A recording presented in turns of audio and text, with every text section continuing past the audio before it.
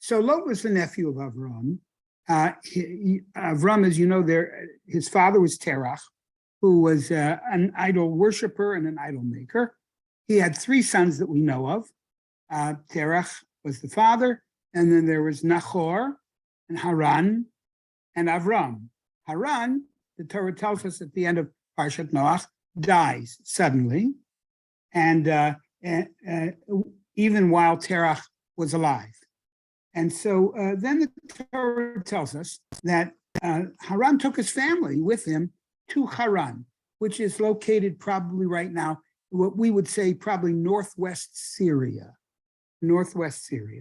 So they get to Haran, and it's there that Hashem tells Avram, Lech Lecha me'artzecha miladecha, leave this while we don't know whether Haran was Avram's birthplace or not. There's a difference of opinion as to whether Avraham Avinu was born in northwest Syria in Haran, or the more accepted view was that he was born right in the delta where the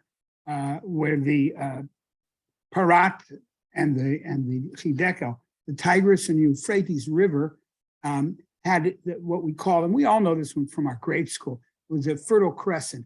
And the city of Ur, we think we have located nowadays in archaeology, was right there at the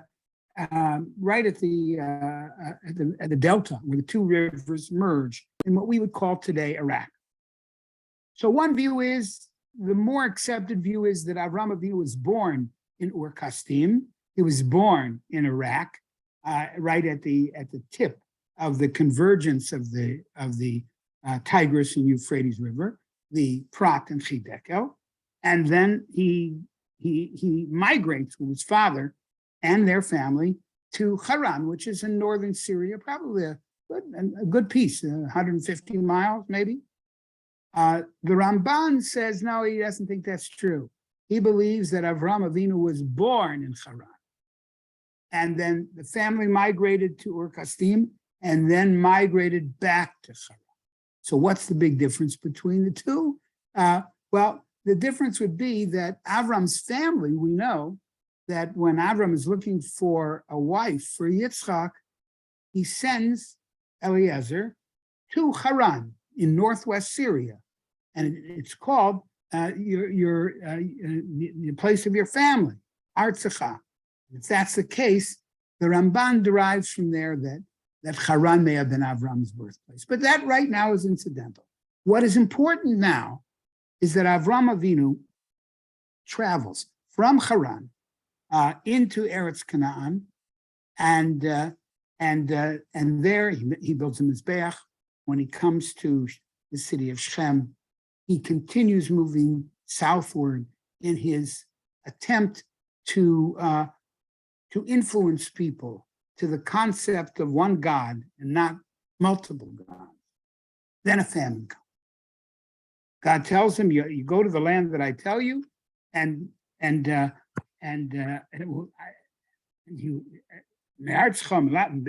right? Go from your family, your birthplace, everything that you know. And then he says, I will make your name great, and I will be with you. Gets there, and of course, the first thing he really encounters is a famine. So where does he go? He goes with his family to Egypt. Now, what is strange here is why is Lot tagging along? What's his motivation? We don't know what his motivation is. I guess we could presume that he went with Terach because he was part of the family. He has no father, so he went north. But now Avram Avinu is in Eretz Israel, and it would seem that he has no real motivation to go to Eretz Canaan itself. And then, of course, when Avram Avinu goes to Egypt, there is Lot. He goes with him too. So I want to show you, Torah tells us that we have two psukim that talk about Lot as being a tagger, a tagger on. So the Torah tells us that Here we go. I think we get there. The Torah tells us, and this is Nechama Leibovitz points this out very, very beautifully. She says, the pasuk says, "Vayikach Avram et Sarai ishto." Right? Avram took Sarai his wife, ishto, ve'at Lot ben Achiv, right after Sarai. So you can see that Lot is not only literally placed close to Avram Avinu, it means that he probably was close to Avram and Sarai. Okay, and then that Lot ben Achiv, that Kol Rechusham, and all of their possessions. So here we see that there is clearly Lot is a part of the family. They go to Mitzrayim, and of course, we learned somewhat of the travail that went on. Paro's officers saw Sarai Imenu. They were impressed by her. And of course, Avram Avinu had to, perhaps it's important to mention here too, Avram says to Sarai, when they get to Egypt, he says, Ibri na achoti at. Tell them, please, that whoever asks, you are my sister, not my wife. L'ma'ani tavli ba'avurech, in order that it should be good for me, also a little strange, v'chayta nafshi biglalech, and I'll be able to live because of you. To be honest with you, we look at this at its face value, this is horrific. It would seem, how could anybody, forget if you're Abraham Avinu, what husband says to his wife, listen, tell them you're my sister, they won't know, they'll take you, but at least I'll live. Now, indeed, the Ramban says that Avram Avinu sinned here. Avram Avinu sinned. You know, the Mishnah in Pirkei Avot says that Avram Avinu passed 10 tests, but there are different views as what the tests were. There were 10 tests that Hashem gave him, but there are different views. One of them is that one of the tests was in Egypt during the famine, and he's in Paro's house. It seems he didn't pass that test so well, right? So others say that wasn't the test that happened, but there were other tests. But in either case, Avram Avinu tells her, and she says that she's his sister, she's taken. But then Paro is afflicted with all kinds of difficult, with skin problems, etc. Not only he, but the household. And then he realizes that Avram Avinu is married to Sarai, and they're not brother and sister. But Abravanel has a very interesting take. He says, I know that you're thinking that Avram Avinu failed this test. He takes his wife and he asks her, to say, you're my sister, meaning to say she knows then that she's probably going to be taken because Paro does, whoever Paro wants, Paro gets. Abravanel, who, by the way, is no apologist for the Avot and Imahot, he takes David HaMelech to task terribly strong for his liaison with Bathsheba, and he says, in fact, don't say that he didn't sin. David sinned. What made David great? He sinned terribly, but he did complete tshuva. That's the redeeming aspect of the story of David and Bathsheba. But Abravanel says, no, don't say David didn't sin. He did something wrong, very wrong. But here, when it comes to Avram Avinu, Abravanel is now a defense attorney for Avram Avinu. He says as follows: Avram gets to Mitzrayim and he sees that he has to be in Mitzrayim because that's where the food is. So he says to Sarai Imenu, look, we're going to have to stall here. If anybody asks who you are, say you're my sister. And the general practice here in this part of the world is they'll start bargaining with me, for you to marry someone. But Avram Avinu does not factor in the fact that when the king wants you, there's no bargaining. So Paro wants to take her. And what is his statement? Avraham Avinu says, Sorry, Imenu, Imrina achotia. Say you are my sister, v'chayta nafshi, and through this I will live, right? Biglalech, for your sake. If I'm dead, you certainly are in trouble. So if we want to get out of this alive, you and me, we're going to say we're brother and sister, and we'll then bargain. So of course, he didn't realize that the king himself was going to want her. And then, of course, he takes Sarah Imenu, and then Hashem enters and intervenes, afflicts the Egyptians, and then sends Avraham Avinu home. All right, now they're going back to Eretz Yisrael. Famine's over, things are good. So if you recall, the first thing we saw was that Vayikach Avram et Sarai Ishto, Avram took his wife, et Lot ben Achiv, and Lot, who was, in good graces. And they went back, and he went into Mitzrayim. Now, when they come home from Mitzrayim, let's look what the pasuk says. Okay, Vayal Avram mi Mitzrayim. Avram now returns to from Mitzrayim. Hu v'ishto, he and his wife, v'chol asher lo, and all of his wealth, ve'et Lot ben Achiv. And Lot, Imo HaNegba. Lot comes back to him to the Negev. Lot now slips from being in the family.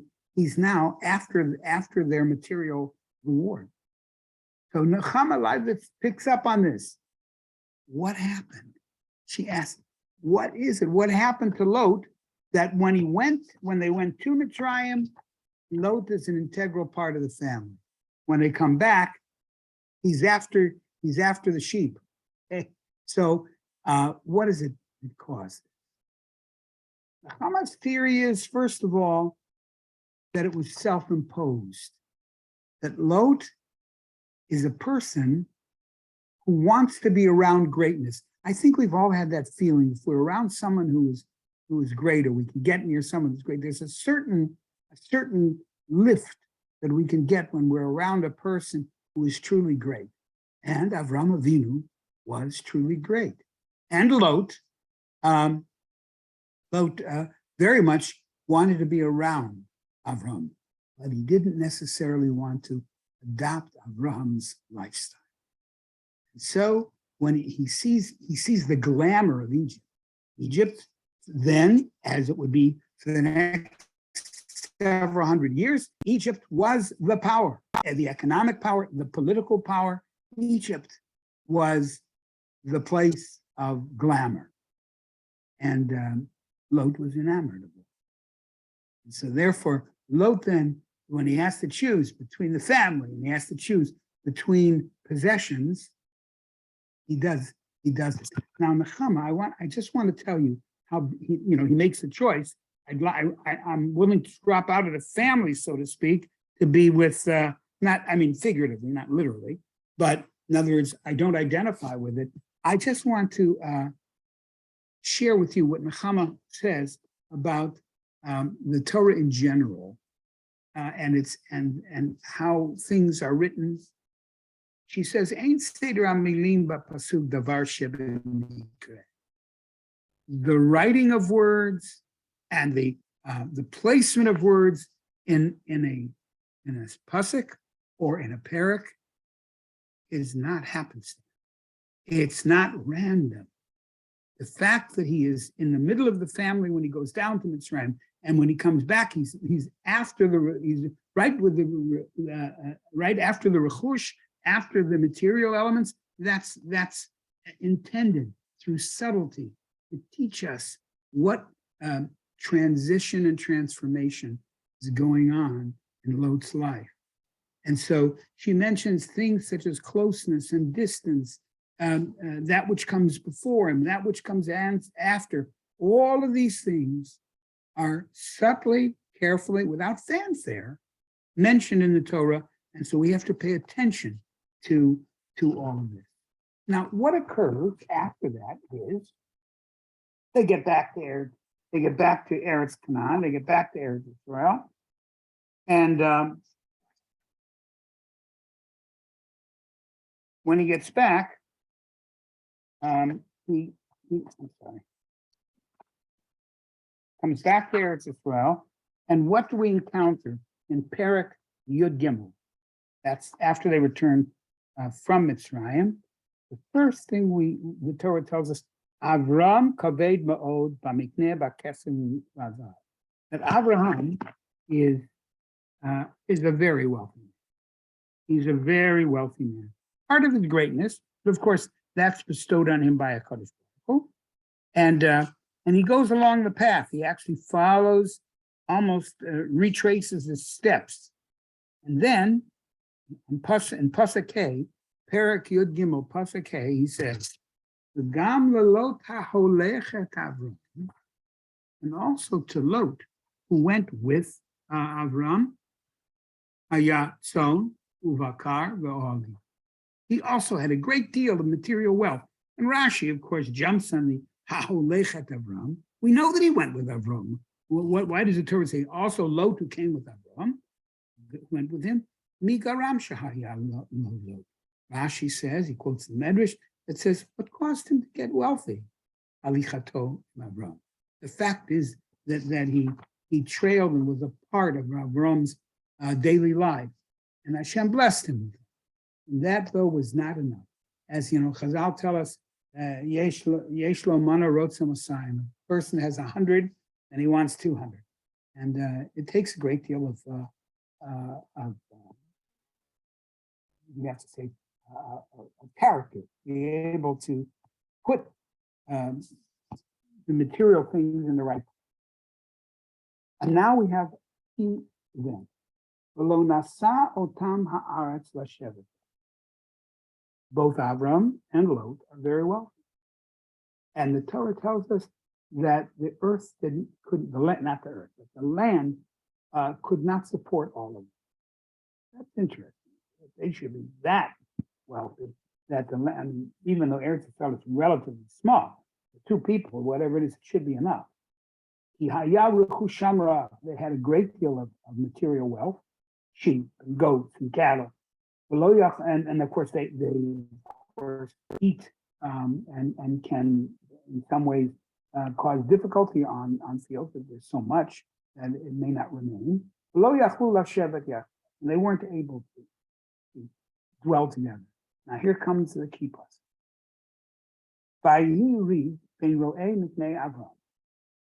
What evolved? A quarrel emerged between the shepherds of Avram and the shepherds of Lot.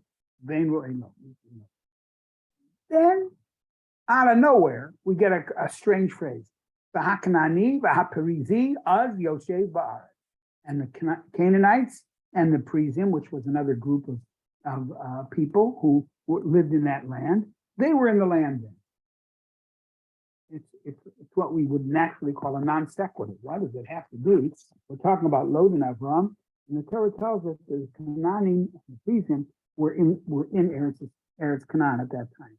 Now the Ramban believed that the reason this phrase is mentioned is because Avram had a fear. He said, look, the Perizim and the Canaanim are going to see us, and there is going to become a political battle in all of us. And therefore, the land itself, even though the land could endure that, maybe even more than the two of them, or the three of them, but the Canaanim are waiting in the wings. And the Perizim are waiting in the wings. Avram Avinu was worried about jealousy, various other things. So he said, and there is, of course, a fight that had broken out. Not a fight, but a quarrel between the shepherds of Avram and the shepherds of Lot. Vayomer Avram el Lot, al na tehi meriva beini ubeinah. Let us not have a protracted quarrel between us. What's the between Rev and Meriva? Meriva is a protracted battle. Once people get once there's a fight and it's not settled, a quarrel, and it's not resolved, then it grows. And of course, human nature being what it is, we don't remember what started it, but we only remember the last thing, and it keeps building and building and building. Avraham Avinu knew that. So he said, let there not be a protracted quarrel between us, between my shepherd, your shepherd, because ki anashim achim anach. In the end, even though you have more or less voluntarily removed yourself from the center of the family, you still are family. And then Avram says, hello, kol haaretz lefanech. All of the land is yours. Separate yourself. Let's just separate from each other. And Avram Avinu says to him, you take one direction, I'll take the other direction. And so Lot said, that's a good deal. And in Pasuk Yud, he lifted up, looked up, and what does he see? He sees Kol Kikar HaYarden, and he decides to settle in Sodom. He decides to settle. That is of course, it was a well-known place, and they separated. And it's interesting that the Torah tells us in Pasuk Yud Bet, Avram stayed in where he was, more or less. Lot decided to settle in the valley, or in the valley, Vayehal ad Sodom. Unusual word. An ohel is a tent. We only find ohel as a verb two times, here and in another place in Chumash. Means he went tenting, meaning to say, picked up his tent, went from place A to B, B to C, etc. And then he got, until he finally ended up at Sodom. The Torah very graphically here, and very subtly actually, is telling us.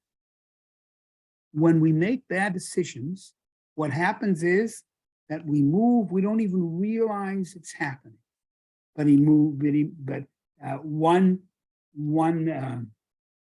one placement, one movement brought another one, and another one, until finally Lot settles in Sodom. And the other place is mentioned right here, Pasuk Yud Daled, Perek Gimel, Vayehal Avram. Avram also went, quote, tenting. But Vayavo Vayeshev Elonei Mamre Asher b'Chevron. Where did Avram settle? Chevron. And what was in Chevron? Marat Machpelah, where the sacred graves of Adam and Chava we will see Adam and Chava, but then of course ultimately almost all of the Avos and Imahot were there. So the Torah is telling us that we make decisions in life, and we make decisions. Decisions usually are not completely independent. They're based upon other decisions, one way or another. And so the series of decisions that Lot made led to Sodom. The series of decisions that Avram Avinu made went to the use of the word Vayehal, his tent extended all the way to Chevron. Now, one thing that I pointed out, I believe last year, but I'd like to point out again, Avram Avinu had a 4-point plan to counteract the Tower of Babel, which was the story in last week's part,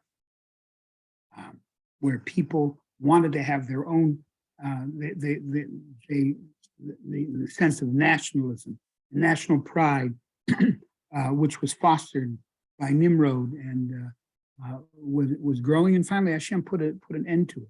But what Avram Avinu was the only person, Chazal and the Medrash tell us, Avram Avinu was the only person who protested. Everybody thought the Migdal Bavel was just terrific. Okay, you have whether it was a real tower or whether it was a huge building, but it was under the theme of Na'aseh lanu Shem. We will make a name for us. So when Hashem put an end to that project, Avram Avinu, whom most people, when they talk about him, they call him the great iconoclast. Avram Avinu was the breaker of idols.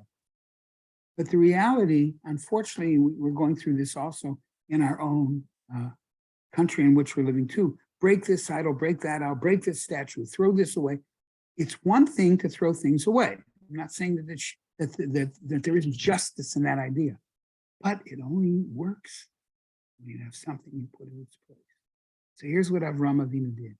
He had a 4-point plan, of which 2 of the points will be mentioned here. With that, we'll close. Number 1, the Migdal Bavel was actually, according to Chazal, the first instance of harnessing fire for the purpose of building. In other words, they learned, they created a kiln, and the bricks for the tower were made in the kiln, which was in the tower. Okay, and then as you know, the famous story is that when somebody was on the tower building and he slipped and fell, everybody just said, it was almost like the beginning of pro football, next man up. Okay, but when they dropped a brick, oh, what are we going to do? We're going to get another brick. Okay, and what happened was the tower itself was supposed to be a support for people, but instead the people became subservient in the tower. What did Avram Avinu do? Very beginning of this week's parsha, the Torah stresses, Vayeto, he pitched his tent. And what else did he do? He made mizbachot. He made five altars. Those counteracted the Migdal Bavel. In place of the tower was a simple tent, a simple family dwelling that represents family, centerpiece of civilization. So that's the first thing. It tells us over and over again. And of course, it turns it into a verb. Vayehal, that his whole life was based on that. And of course, he made the Mizbeach. He substituted the fires of the Migdal Bavel with the fires of the Mizbeach. So those are the first 2 points that he made to counteract the Migdal Bavel. We'll see that in the future he will implement other parts of the program. Lot, unfortunately, as we know, ultimately, Lot goes to Sodom, and his family, then his legacy, all become based into a certain degree of, it's not certain degree, gravity. And Avram Avinu builds family. So, okay, everyone, I hope that Amir Hashem, we have a very good Shabbos and a very good week, and Amir Hashem, we'll see each other next week. So too. Thank you, Mike. Yashikar. My pleasure. Baruch Tiyeh. Hey, have a good Shabbos. Yeah, you too. Have a good Shabbos, Mike. Good Shabbos. Okay, thank you. Bye-bye. Thank you, Rabbi Myers. Bye-bye. Bye. Good Shabbos. Thank you.